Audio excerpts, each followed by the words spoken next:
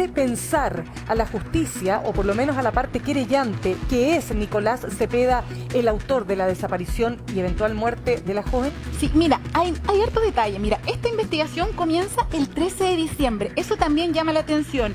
Recordemos que el día 5 de diciembre se desaparece, pero esto se denuncia recién el 13, o sea, pasaron 6 días. Es en ese minuto cuando son los propios compañeros de Narumi de esta residencia que comienzan a entregar detalles a la policía. Dicen que esa noche escucharon ruidos, que escucharon peleas. La policía llega justamente a ese lugar y lo primero que hace es investigar el sector. ¿Qué se rescata de ese día? Que hay manchas de sangre en la salida de emergencia. Se mandan análisis. Los resultados seguros se van a entregar hoy en el juicio.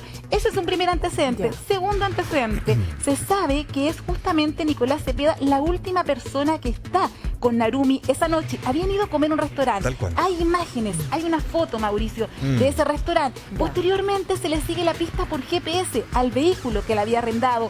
Y ese vehículo se ve que él horas antes había pasado por un supermercado donde había comprado con su tarjeta de crédito combustible y también fósforos. Otra situación que hace llamar la atención de la policía. Y posteriormente él permanece 2 horas posterior a la desaparición de Narumi en un bosque muy cercano a este lugar. Son los antecedentes que tiene la policía, pero además ha entrevistado a los amigos de Narumi y también a los cercanos de la residencia. ¿Y te los puedo amigos agregar de otro Narumi, dato, Marilyn? Sí. A propósito del GPS, porque él arrendó un vehículo. Ese Exacto. es el vehículo que Marilyn hace mención del GPS. Cuando se devuelve, te piden te hacen un chequeo, ¿no? Del auto. Control, claro. Y dice la automotora donde arrendó el vehículo que venía con manchas de tierra, venía sucio, muy sucio, la maleta venía muy sucia. Y venía con pasto y otros elementos que también eventualmente iban a ser investigados. Claro, uno entiende, Marilyn, ¿cierto? Que claro, el padre diga que son versiones infundadas, pero la verdad es que cuando uno revisa la historia, digo, es muy razonable pensar de que él tenga que responder, ¿no? La defensa también de este chileno dice que él está muy contento de ir a juicio para poder finalmente explicarse. Bueno, da la sensación de que va a tener mucho que explicar. Sumemos la conversación a Libardo Buitrago. Libardo son 3 las naciones involucradas, en un caso que, claro, nosotros nos involucra mucho también por el hecho de estar un chileno que podría ser eventualmente declarado culpable, pero se está haciendo este juicio en Francia. Japón también tiene interés que esta cosa se resuelva. ¿Cómo lo podemos entender desde ese lugar, desde tu experiencia? Muy buenos días. El tema involucra a estas 3 naciones por lo siguiente: la nacionalidad de Nicolás, principal sospechoso ante la justicia francesa, Francia, el lugar donde eventualmente se haya cometido el delito, y Japón, el país originario de Narumi. Aquí hay un tema de convicciones.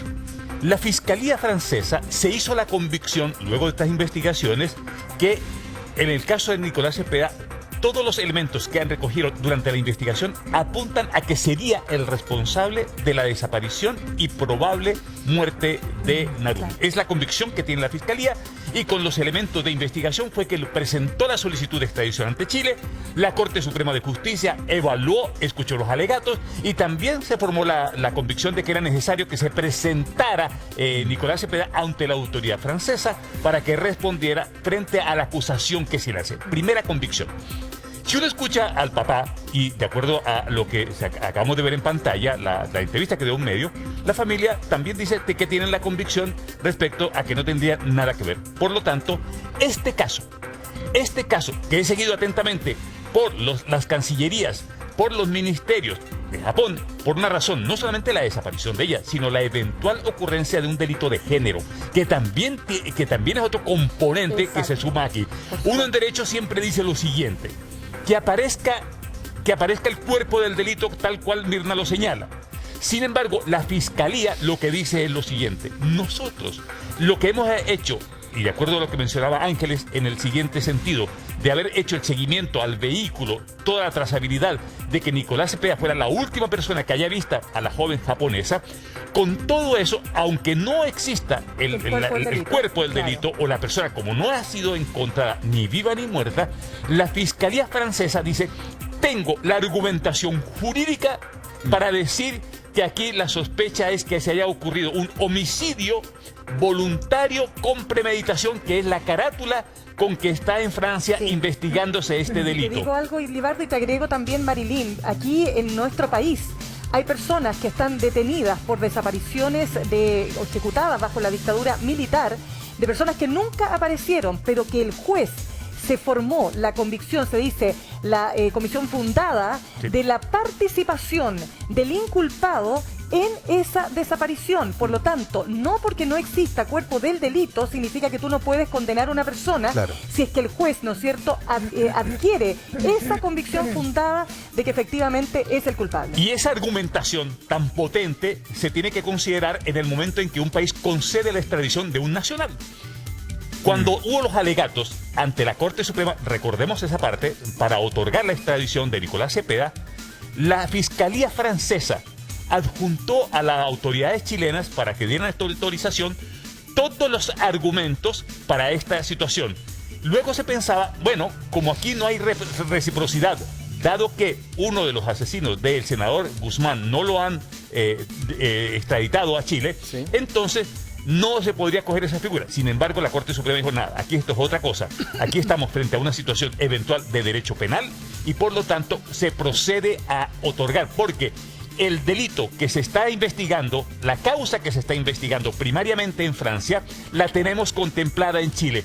Y ahí otorgó entonces el beneplácito, que es la autorización para que se provocara la extradición. La culpabilidad o no va a depender de un duelo jurídico. Esto lo anteponemos porque por supuesto le asistirá y seguramente el papá y a Nicolás Cepeda. Para eso contrataron una de las más prestigiosas y mejores abogadas francesas para que anteponga los elementos de defensa. Bien, eso le corresponde. Pero también la Fiscalía francesa tiene toda esta serie de delitos, de indicios, la extensión del parque. Aquí lo que más les ha llamado la atención a los alegatos franceses es la extensión del sitio en donde se ha explorado la probabilidad que ella hubiese sido enterrada.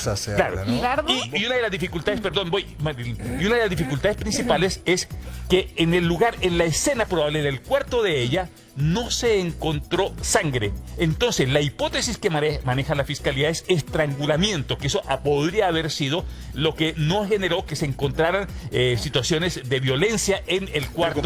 Compañera de la residencia universitaria donde ella fue vista por última vez, y donde él reconoce haber ido a visitarla y que se fue y pues la dejó en buen estado de salud. Hay testimonios de compañeras, de vecinas de este mismo lugar que escucharon gritos, escucharon golpes. Escalofriantes describen. Lo increíblemente FPA. curioso es que no hayan hecho una denuncia en ese momento, no hayan llamado a la autoridad como para ver qué es lo que estaba pasando ahí. Mari, retomamos contigo. Aportando lo que habla justamente Libardo, que faltaba algo en el cuarto de ella, que era una maleta, que eso también llamó mucho la atención de la policía. Pero también le quería preguntar a Libardo que lo que ha llamado la atención entre los más de 50 periodistas que hay en el lugar de medios es la actitud que ha tomado ahora Nicolás Cepeda, muy contraria a la que ha tenido hasta ahora. Él ha estado muy cooperador, según detallan ellos, y ha respondido minuciosamente cada una de las preguntas del tribunal. ¿Será un cambio de actitud que le habrá aconsejado su defensa, Libardo? Siempre, cuando una defensa del bagaje que tiene Nicolás Cepeda en Francia, han estudiado cada uno de los detalles en la forma y fondo que debe comparecer.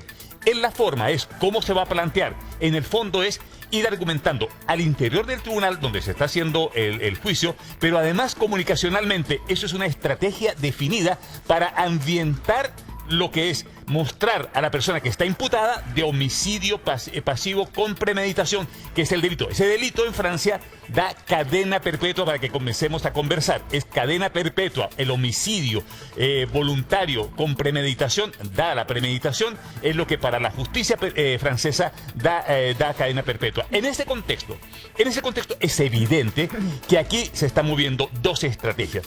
Por parte de la familia del imputado es mostrar tranquilidad, que responde sin sobresaltos. Aparece también el papá, que antes no había aparecido, dando la certeza de que su hijo no tiene nada que ver. Eso es una parte de argumentación comunicacional por una parte, y lo que es estrictamente de la defensa, Nicolás tendrá que dar las versiones que le va a pedir el tribunal. De otro lado está la Fiscalía, y la Fiscalía lo que le está diciendo al tribunal: señores del tribunal, cada una de la trazabilidad de los 900 y tantos email, la comunicación y todo esto de lo que usted está mencionando, todo esto, está entonces contenido en esta nota que vamos a mostrar a continuación para darle el contexto a este caso que se está dando, Marilyn, en este caso en Francia. Sí, Libardo, justamente todos los detalles que hacíamos alusión nosotros de lo que han hecho en esta investigación, de dónde compró, de qué supermercado, de qué hizo en las últimas horas que estuvo con Narumi, en la siguiente nota. A poco más de 5 años de la desaparición de Narumi Kurosaki, una joven estudiante japonesa de 21 años en la localidad francesa de Besacón, que tiene como principal sospechoso de su extravío al chileno Nicolás Cepeda, la justicia francesa iniciará este martes un juicio en su contra. Para ellos existirían pruebas contundentes que comprobarían su presunta participación y responsabilidad en la desaparición de la joven japonesa y posterior muerte. La noche del 4 de diciembre del 2016, esto pese que aún no se encuentra a Narumi. La verdad es que los antecedentes proporcionados por la justicia francesa no eran suficientes para tener por acreditado la existencia de un delito de homicidio, menos de un delito de homicidio calificado, y de igual forma, al no existir el delito, tampoco la participación de nuestro representado. Como ya todos saben, nunca se ha encontrado el cuerpo de Narumi, a pesar de que se hicieron intensas diligencias de investigación de manera científica, de manera consistente. La expectación de este juicio no solo se concentra en Chile, sino también en Japón, donde al igual que lo han hecho cuando hay alguna novedad del caso, los noticieros han mencionado al chileno. Se dice que Cepeda la mató y que luego hizo algo, pero por supuesto que no sabemos. Por eso queremos conocer la verdad y por eso Chile es muy importante. Muchos japoneses creen que Nicolás Cepeda sabe lo que le ocurrió a ella. Por eso muchos medios están intentando buscar la verdad de este accidente. Nicolás Cepeda, hijo de un conocido empresario de telecomunicaciones, llegó a la ciudad de Besacón en el 2015, donde habría conocido a Narumi, una joven proveniente de una familia nipona modesta que llegó a la ciudad para aprender francés. Habrían pololeado hasta el otoño de ese mismo año. Cepeda fue la última persona en ver con vida a Narumi el día de su desaparición. Por eso los dardos de la policía francesa siempre han apuntado hacia él. Nicolás Cepeda se encuentra en Francia desde julio del 2020, cuando la justicia francesa pidió su extradición, la que fue concedida por la Corte Suprema chilena en abril del 2020. En ese entonces vimos cómo, a paso firme, Nicolás Cepeda acudía a los tribunales chilenos sin emitir declaración. Al igual como se mantuvo cuando debió cumplir arresto domiciliario decretado por el tribunal hasta antes de viajar a Francia. Pero a lo largo de estos años ya hemos conocido parte del relato que Cepeda ha entregado. Cuando llegó por primera vez a Chile tras conocerse la desaparición de Narumi, fue interrogado por la PDI y entregó su versión de los últimos instantes que habría pasado con su exnovia, Narumi Kurosaki. Algunas incongruencias en su testimonio llamaron la atención de la policía. El día que aterricé en Madrid, pude constatar que Narumi me había enviado un correo extraño señalándome: Dios mío, realmente estuviste terrible. Me arrepiento de haberte tenido. Contesté el correo aseverando: lamento que te sientas así, pero espero que puedas darte cuenta de que el odio no lleva a ninguna parte. Solo el amor puede construir cosas. Un punto del cual sospechan los policías es la particular argumentación que el joven habría explicado cuando él habría abandonado el edificio donde vivía Narumi, la última vez que fue vista con vida, por una puerta de emergencia. Yo me retiré por la salida inmediatamente disponible al frente de la puerta de su cuarto, la cual es una salida de emergencia. Al estar por fuera del edificio y torpemente revisando mi celular antes de comenzar a caminar, se me resbaló el celular hacia un arbusto. Y en mi intento por buscarlo, terminé saliendo por ahí en vez de las escaleras que dan a la calle interior.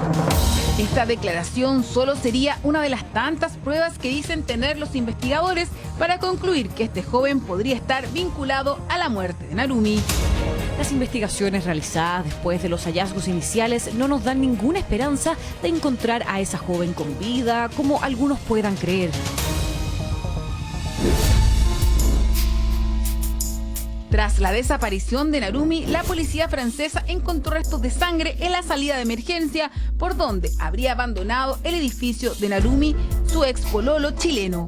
Las evidencias fueron levantadas en las horas posteriores. Los resultados de estas pericias están en manos de la policía gala.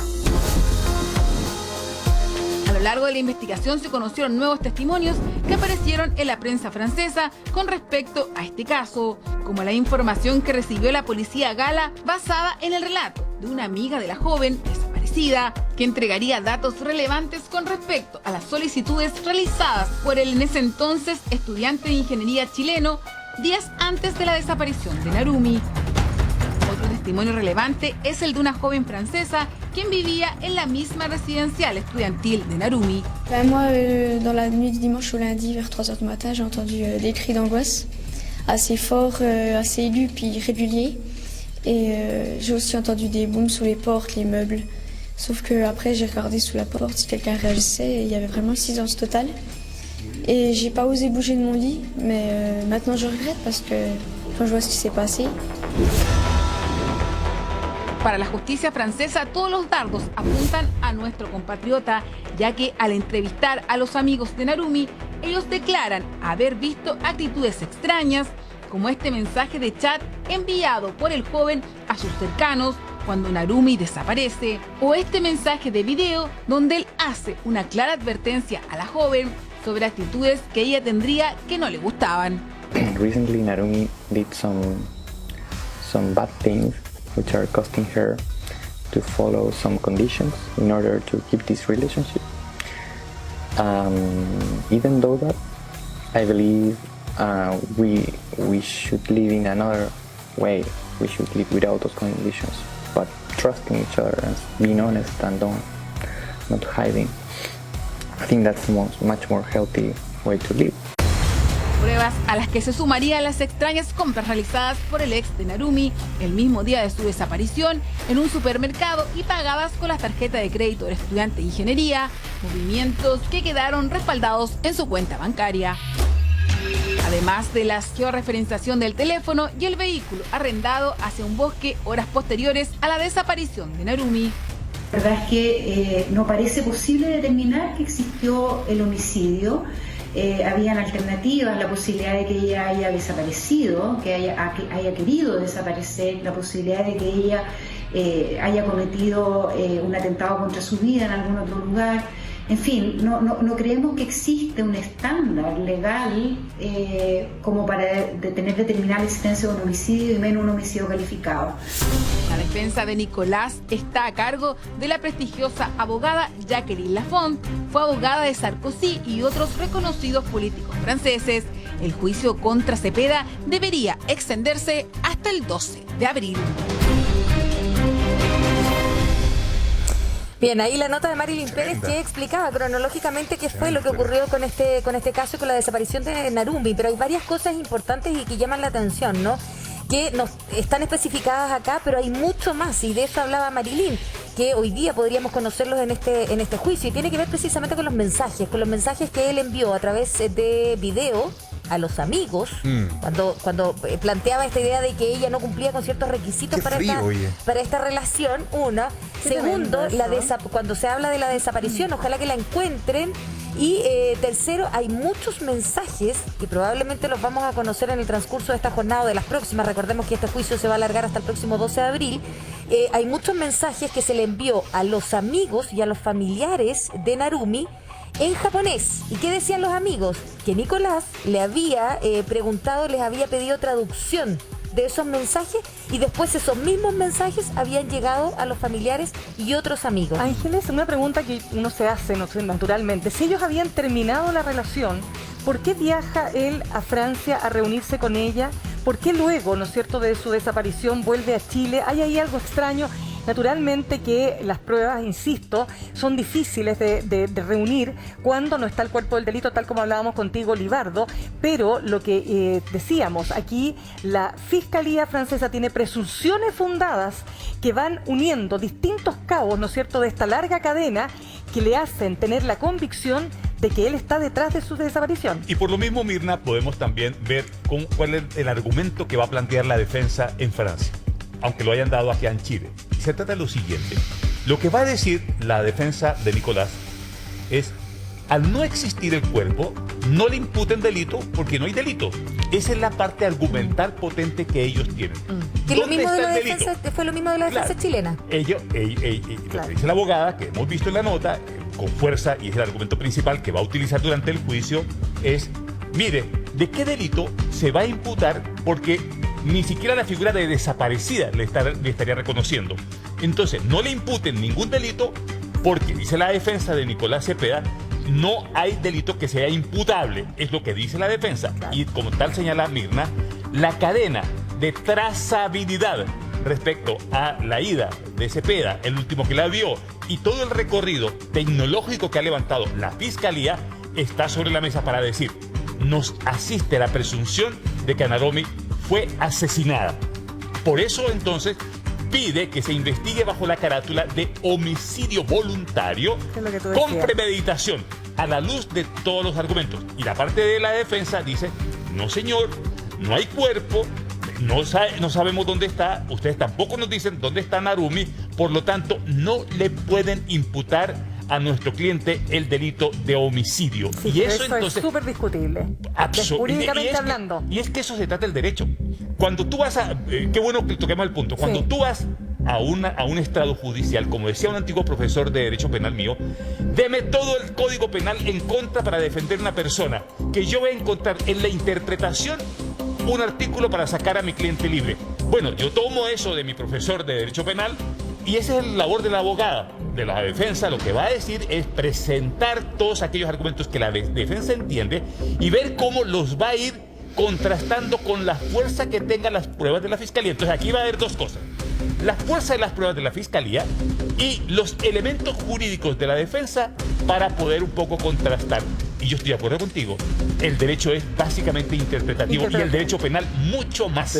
Pero también hay algo más, Libardo, entiendo, según lo que han planteado también la parte creyente cuando le preguntan por los argumentos de la defensa, que tiene que ver con que van a buscar de alguna forma decir que la investigación estuvo solo centrada en Nicolás Cepeda y que habían, según las mismas pruebas que ellos manejan, podrían haber abierto la investigación a otras personas. Pero según esto la defensa, insisto, existiría de alguna manera un error en el procedimiento investigativo porque solamente se fijaron en la persona de Nicolás Cepeda y lo lleva, y bueno, y ahora ya estamos en la etapa final, pero pensemos que esta investigación fue muy larga. Entonces, yo creo que ahí las defensas también juegan un rol de decir, no solamente por qué mi defendido no es responsable, sino además que la investigación estuvo mal hecha. Solo apuntada en él. Bueno, pero es que Marilyn debe tener más antecedentes con respecto a eso. Aparentemente, la pareja nueva que... A ver, contextualicemos. Narumy, japonesa. Nicolás Cepeda va a estudiar a Japón, se conocen en el año 2014, en el 2015 se ponen a pololear, 2016, ella vino a Chile entre medio a conocer a la familia de Nicolás, se termina aparentemente esta relación de acuerdo al proceso investigativo que conocemos, se termina esta relación y ella se va a Francia a estudiar, y cuando se va a Francia a estudiar, aparentemente conoce a otra persona y tenía otra relación de pareja. Y aquí es el detalle, ¿no? Es parte creyente en el juicio. El pololo. Arthur del Piccolo. Es que el tema, o lo que se decía originalmente, y aquí podría ser parte de la conversación también, ¿no? Es que no era una relación formal.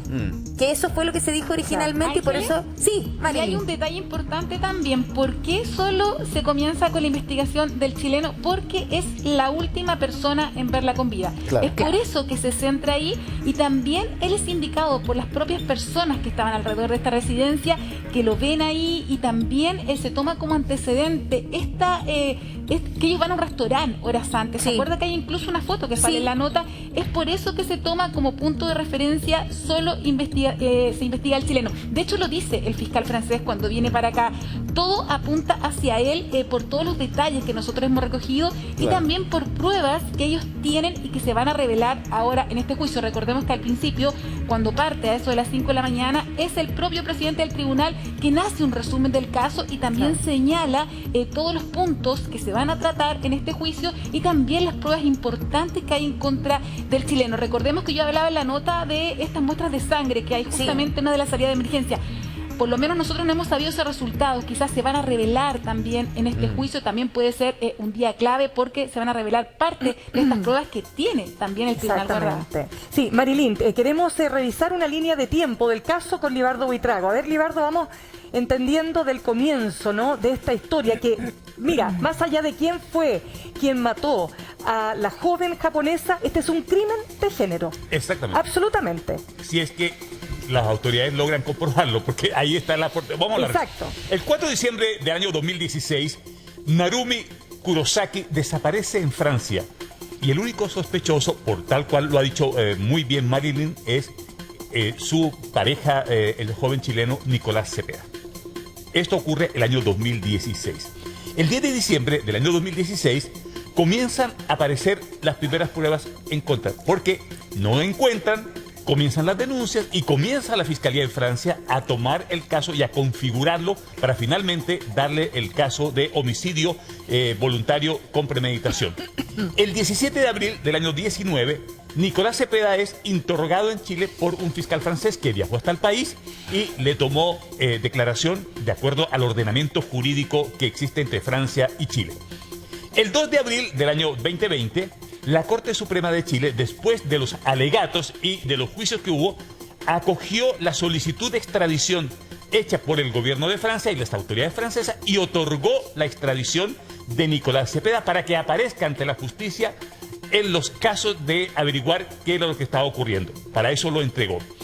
El 23 de julio de ese mismo año, el 2020, sale en el avión que lo lleva hacia Francia. Libardo, detengámonos ahí porque es muy importante ese momento en la línea de tiempo, considerando que, no sé si tú lo puedes expresar mejor, que aparentemente en la defensa del joven no se esperaban que finalmente se iba a concretar esta medida de extradición.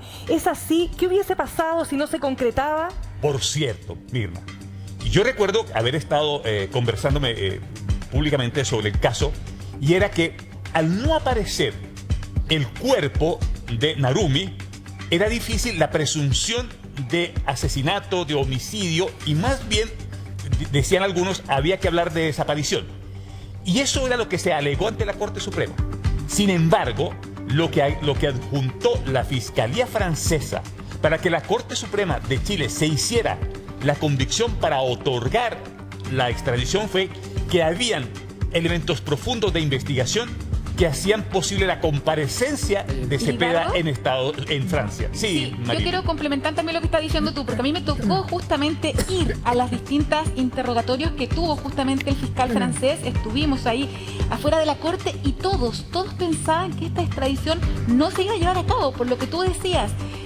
Justamente entonces en ese lugar donde se hablaba que no, pero es un detalle muy importante la información que trajo el fiscal francés y que le entregó justamente a la fiscalía. Recordemos que esto se hizo en la Fiscalía Centro Norte y que los antecedentes se entregaron a la fiscal Jimena Chon, que fue justamente la que interrogó a Nicolás Cepeda por instrucción del fiscal francés. Ella fue la que apoyó y la que cooperó y la que también dio todo este tipo de antecedentes. Pero ustedes lo veían en la nota, fue la propia abogada que en ese entonces defendió a Nicolás Cepeda de esta extradición la que entregaba los argumentos y que también pensaba que esta extradición no se iba a llevar a cabo. Fueron varios días entonces donde él también fue interrogado y finalmente el 23 de julio del 2020 fue extraditado, pero antes también él tuvo arresto domiciliario, no sé si se acuerdan.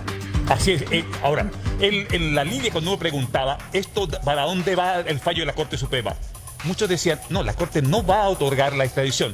Y por eso tú hablas de sorpresa. Evidentemente fue una sorpresa y se otorga entonces ante las autoridades francesas. Libardo, ¿te parece entonces que sumemos esta conversación al ex fiscal Juan Pablo Bono Cuore para poder comprender desde el punto de vista, ¿no es cierto?, de la persecución penal, de qué estamos hablando? ¿Qué tal, Juan Pablo? ¿Cómo le va? Gracias por estar con nosotros esta mañana. Buen día, Mirna, buen día, Ángeles, buen día, Libardo, buen día a todos. ¿Nos podría con nosotros ayudar a entender? También. Sí, es que nos gustaría que nos ayude a entender, porque como no hay cuerpo del delito, acá hemos hablado, ¿no?, de que hay presunciones fundadas que indicarían que él es la persona, ¿no es cierto?, que está detrás de la desaparición y eventual muerte de Naomi. ¿Cómo esto podría derivar en el juicio que se está llevando adelante? ¿Cuáles son las expectativas que se ven desde el análisis que usted puede hacer, obviamente, como un observador externo? Bueno, primero que todo señalar de que el cuerpo lo que falta, no el cuerpo del delito. En términos jurídicos, el cuerpo del delito son el conjunto de pruebas. Perfecto. que acreditan el delito y la participación. Aquí lo que está faltando es el objeto material del delito, que es el cadáver. Este es el típico caso de homicidio con cadáver ausente, que por regla general siempre en los juicios por regla general se absuelven, pero hay excepciones en que se condena.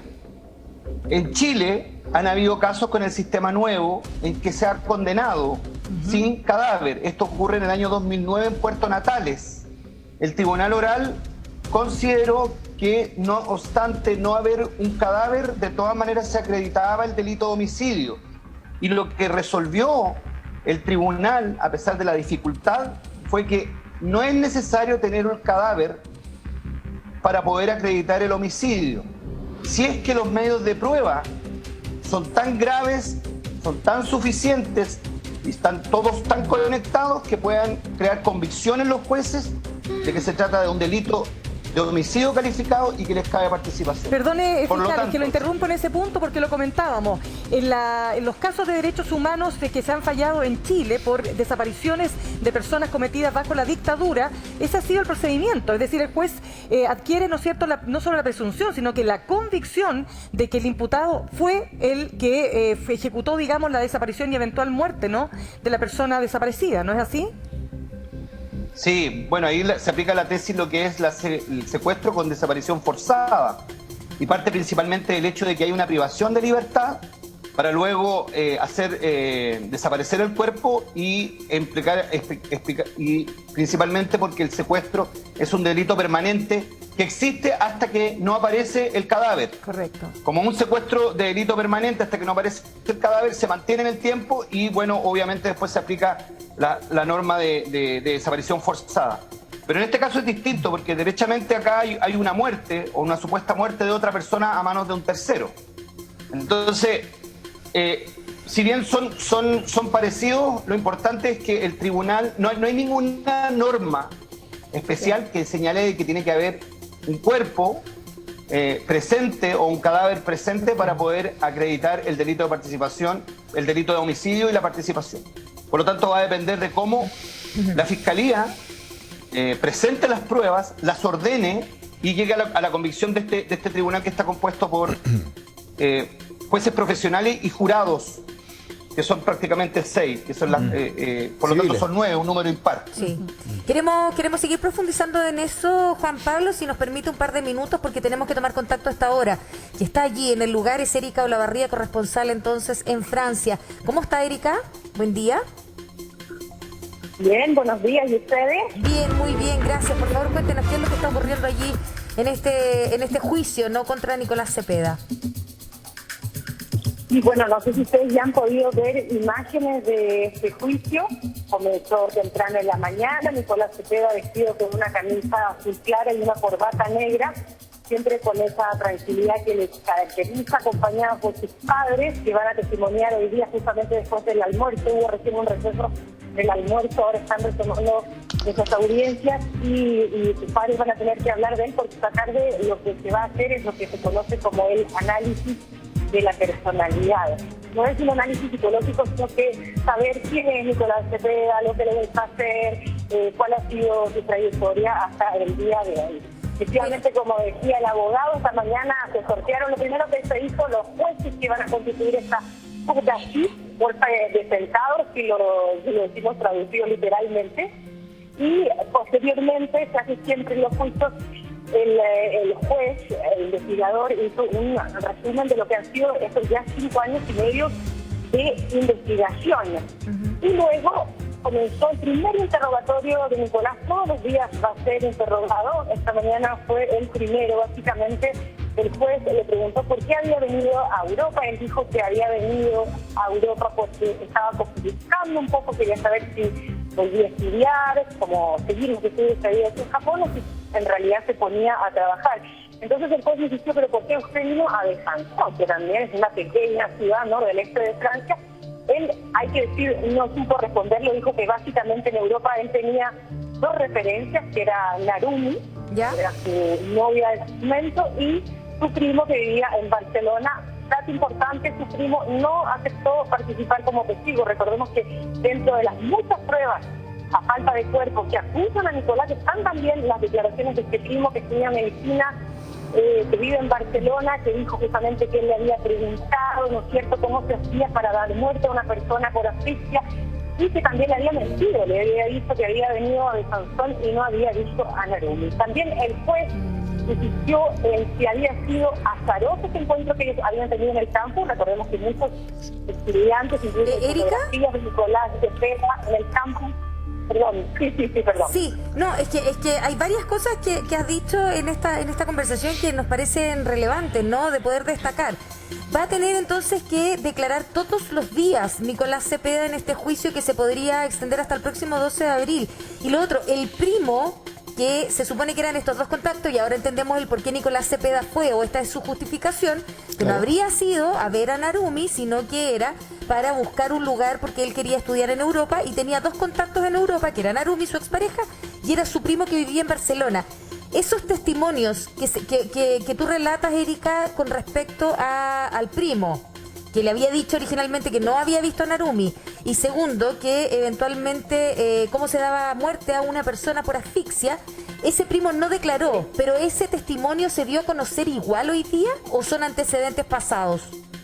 Sí, se da a conocer igual porque el investigador, no sé, el fiscal, o sea, en realidad es el juez el que lee todo lo que es la investigación que ha hecho el fiscal, y al leer ese informe, que no resulta, obviamente, pero lee, obviamente, las acusaciones más importantes y lee ese hecho, que su primo declaró esto. Obviamente, eso forma parte de la investigación y son las pruebas que hay contra Nicolás, que como decían ustedes, no hay cuerpo, pero hay otras pruebas y hay un artículo del Código Penal francés que justamente habla de la importancia de la prueba, que no tiene que ser el cuerpo, pero si hay pruebas suficientemente acusatorias, esto pueden llevar también a una persona a ser declarada como asesina. Oye, hay varios antecedentes, Erika, ¿cómo te va? Hay varios antecedentes muy escabrosos de esta historia. Hay un artículo muy bueno de Lelia Ayala, la periodista del diario La Tercera del 2017, donde lo que pasa es que este chileno, era muy activo en redes sociales y en plataformas digitales, entonces hay una huella digital que es muy rastreable, ¿no? Ya. Participaba en foros, escribía cuentos, por ejemplo. En 2007 escribió un cuento de un chico que despechado viaja a Estados Unidos a reencontrarse con un antiguo amor para pedirle explicaciones. Mira tú, y ese tono que escribe ahí, que se describe en ese relato, también da cuenta un poco de la personalidad. Una personalidad de un hombre muy frío, que habla sobre relaciones de manera muy pragmática. Lo vimos en el reporte de la Marilyn, ¿no? A mí por lo menos me llamó mucho la atención. Y hay una parte de la historia que también es compleja. Cuando él viaja a Francia, el día que llega a Francia, de acuerdo al mismo relato de esta nota periodística del 2017, él se entera que recibe un mail de Narumi, donde le hace ver que en realidad está súper arrepentida de la relación que tuvieron, y él, a partir de ese correo electrónico, es que decide viajar donde vive ella, un poco para pedirle explicaciones de acuerdo a su testimonio, para dejar las cosas bien. En esa conversación, en un restaurante, deciden intimar. De acuerdo a su testimonio, eso efectivamente pasó en la habitación de ella, y algunos de los, comillas, gritos que se escucharon por las vecinas, digamos, no la gente que estaba al lado, él dice que tienen que ver con el acto sexual y no con otro tipo de situación. Así lo justificó. Así lo justifica él, y bueno, también le cuenta que luego de aquello él se va y la dejó en buenas condiciones. Todo es parte de su testimonio. Estoy entregando estos datos, Erika, precisamente para ir como construyendo un montón de episodios, de momentos, y sobre todo de su personalidad, ¿no?, que llama mucho la atención. Hay también un elemento que ha aparecido en los medios, y que se comentó en su momento, que ahora entiendo que está reflotando la posibilidad de que ella pudiera haber estado embarazada al momento de desaparecer. Ese es un dato, ese es algo que se ha comentado en este juicio. Sí, esto no se comentó tanto hoy en el juicio, pero se comentó sí en la prensa francesa. Cuando recién empezó la investigación, diría el año siguiente, ¿no?, de la desaparición, o sea, en el 2017 se habló de este tema, de que no sé si en un email o en una comunicación en redes sociales, que ella le decía que estaba embarazada, pero la verdad no me atrevo a decir si es verdad o no, forma parte también de las especulaciones en torno al caso, pero hay otras pruebas que son bastante complejas, sobre todo aquellas, ¿no?, de la noche de la desaparición, como el GPS del auto, la tarjeta de crédito, la fotografía que le sacaron a él cuando excedió velocidad, ¿no? Había un radar de la carretera, fue cuando fueron a cenar y volvían a a la residencia universitaria de Narumi. Ahí hay una fotografía del auto que él alquiló, que él arrendó, en que se ve que la velocidad y que venían desde la ciudad donde estaba él quedándose a dormir hacia la residencia. El hecho de que la cámara de seguridad de la residencia lo grabó a él entrando pero no saliendo, y saliendo un día después. Esta historia que cuentan de que él estaba en la habitación de Narumi, según la policía y el fiscal, que ellos afirman que él es el asesino, que él estaba dentro de la habitación cuando vino el medio de Narumi a golpear la puerta, que le parecía raro los mensajes que le enviaba a Narumi, precisamente Nicolás, y él vino y él estaba dentro de la habitación. Pero yo quiero decir una cosa, que hoy por primera vez él se mostró como sensible. Justamente hasta ahora siempre en las entrevistas Francesa destacaba esta frialdad de él, este hombre calculador, muy inteligente, ¿no? Que dice que medios de comunicación, y hoy él lloró. Y habló así como que me nudo la garganta y dijo que quería que supiera verdad porque no hay ni un día en que no piense en Narumi. Y habló y dijo que él estaba muy triste también por su familia. Por cierto, la madre de Narumi y su hermana menor están sentadas a algunos metros nada más de él. Erika, justamente los medios franceses ahora destacan ese cambio de actitud que había tenido él ahora cuando entregó su declaración, pero yo te quería preguntar por un dato que siempre se supo anteriormente, que era estas manchas de sangre que se habían encontrado en la salida de emergencia. ¿Se ha podido establecer los resultados de eso? ¿Se van a entregar ahora en el juicio? ¿Qué sabes tú de eso? No. La verdad, yo de esas manchas de sangre no tengo conocimiento, no me atrevo tampoco a especular al respecto, pero efectivamente esas manchas contrastan con el hecho de que la habitación de Narumi estaba súper limpia, ¿no? Y también el auto que él había arrendado también estaba muy limpio. La única cosa que esto contrasta al mismo tiempo con el barro, por ejemplo, que tenía el auto que él había alquilado. No, entonces hay como cosas que la gente dice, bueno, y un poco el argumento que utiliza la defensa de Nicolás Cepeda. Dicen que este tipo era tan brillante, tan inteligente, no había cometido este tipo de errores tan evidentes, ¿no? De dejar evidencias en algunos casos, de utilizar su tarjeta de crédito para pagar el combustible, el fósforo, todos los errores que en el fondo iban a pensar que él es el asesino. Bien, Erika, te queremos dar las gracias por este reporte. Cualquier novedad, por cierto, que retomamos el contacto.